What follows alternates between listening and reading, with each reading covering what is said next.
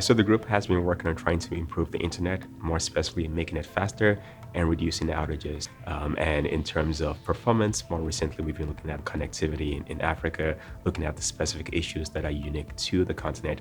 And this is a small step towards trying to address connectivity in the global south. In terms of these outages, we've been looking at the cloud. The cloud has become much more important, and there's a growth of cloud native services.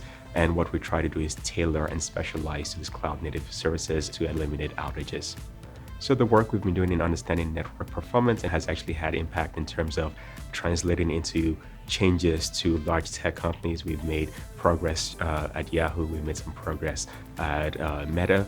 More broadly, the work we've been doing to try and understand and eliminate failures, eliminate bugs, has had much broader impact in terms of changing how content distribution networks deliver services. And when you go to a website, it will be most likely hosted on a content distribution network. So it's a big impact on every website you essentially visit. Going forward, there is going to be a shift from going towards large tech companies towards going towards standardization bodies. So the work we're looking at in Global South in Africa, it's basically how do we change the protocols to be more inclusive of the challenges in the Global South? How do we change regulatory agencies, government agencies? How do we incentivize them to actually adopt things that are more specific to the challenges they see in the Global South, specifically starting with Africa?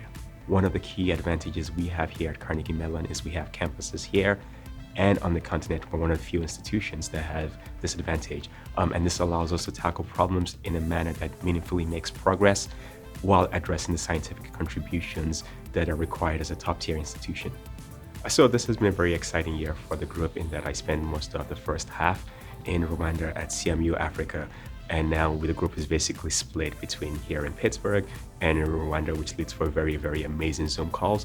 But I'm excited by the fact that we'll be expanding with some of our partners in South Africa, some of our partners in Nigeria, and in about a month we'll be presenting at the largest internet forum in Africa, and that will actually lead to much more significant transformations in terms of the impact we'll have. So there's a lot of exciting things I see happening in terms of how we grow the group across the continent and actually how we start to make progress towards transforming connectivity in Africa.